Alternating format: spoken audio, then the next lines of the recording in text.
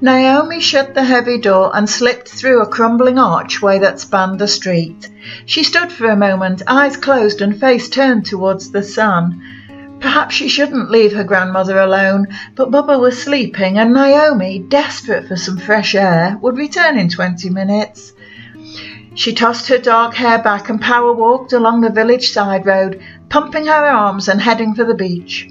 Wild oxeye daisies, poking from cracked curbstones, nodded in welcome as she rushed by. Sandstone walls lined her way, time-worn, dull and dusty. Pastel masonry broken by startling blocks of colour, her neighbours' courtyard doors, mauve, blue, turquoise, crimson and green.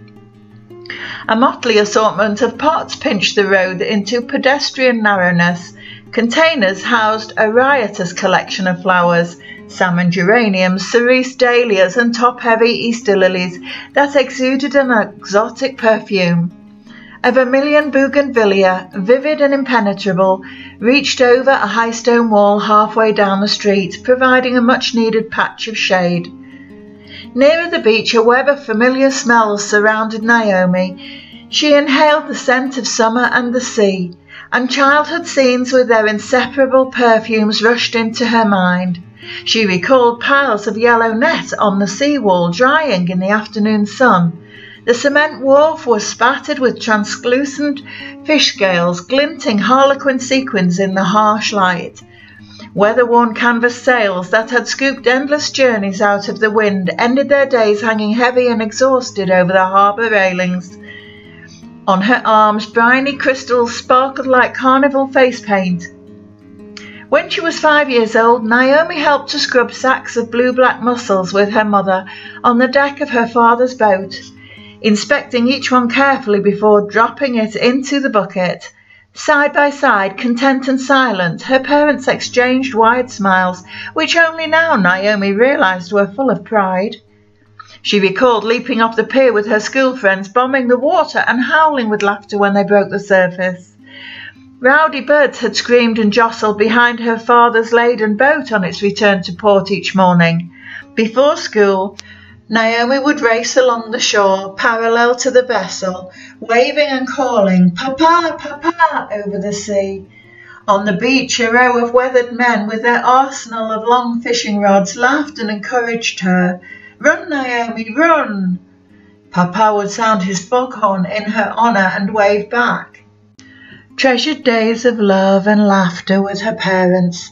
Then Rebecca was born and everything changed. Naomi loved the sea, its sounds and its basic salty, shape-shifting aroma, despite all it had taken from her. She found the beach empty apart from a lone fisherman. Smooth grey stones spliced by veins of white marble clacked and slipped underfoot.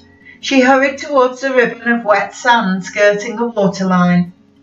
In the distance, a magnificent cruise ship headed for Kos, and she imagined her husband serving dinner in one of its sumptuous dining rooms.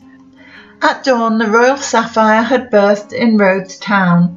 When Costa finished work, he had slipped home. "Surprise!" he called, barging through the door with a bunch of yellow roses thrust at her. "Costa! Oh, Costa!"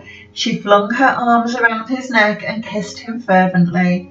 Costa, a head taller than Naomi, lifted her off her feet and said, "You drive me crazy, Naomi, love. I had to come home." She stuffed the bouquet in a jug of water and then grabbed his hand. With 2 months catching up to do, they rushed upstairs and spent the entire afternoon between the sheets, tumbling and fumbling, laughing and loving, never needing to say how much they still cared for each other. After, they showered together, kisses tasting of toothpaste, bodies slippery with bath foam. Scrubbing each other's backs, they made plans for the winter, talked about their boys at university, the olive harvest, and what type of sofa to buy. She glanced at the ship. "I love you, Costa."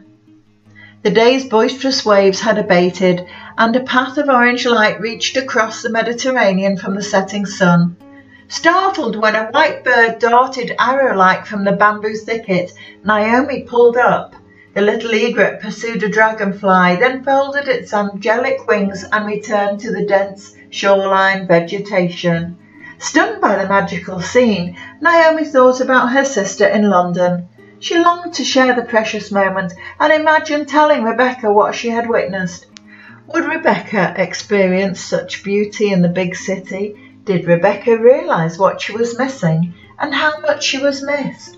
Or had the magic of Rhodes faded from her memory forever? Her life was probably full with her handsome husband and the chaos of small children. Naomi recalled Rebecca's giggle whenever they got up to mischief, her self-effacing humour, the playful glint in her eye, the downturn of her mouth when she contemplated the less fortunate. Saddened that her sister was now lost to her, Naomi regretted not knowing her nieces or nephews. At least Rebecca wouldn't have money worries. London was a place for the wealthy, where people lived in luxury that they took for granted. Naomi hugged herself, wondering if she would ever see her sister again. She wished old wounds would heal, and that they could exchange a few words occasionally. No one doubted Rebecca and her husband were in love. If only Bubba had explained the reason for her wrath, perhaps Rebecca wouldn't have retaliated with such vehemence. A decade had passed since Rebecca's departure, 10 years of a crowded house, growing boys, exams and overstretched finances. But now, with Naomi's son settled at university and Costa back on the Royal Sapphire for the cruising season, her home felt echoingly empty. She turned and retraced her steps. On the way she peered into the bamboo. The egret had vanished. Such a beautiful bird, yet there was no sign it had ever existed. Just like Rebecca, she thought.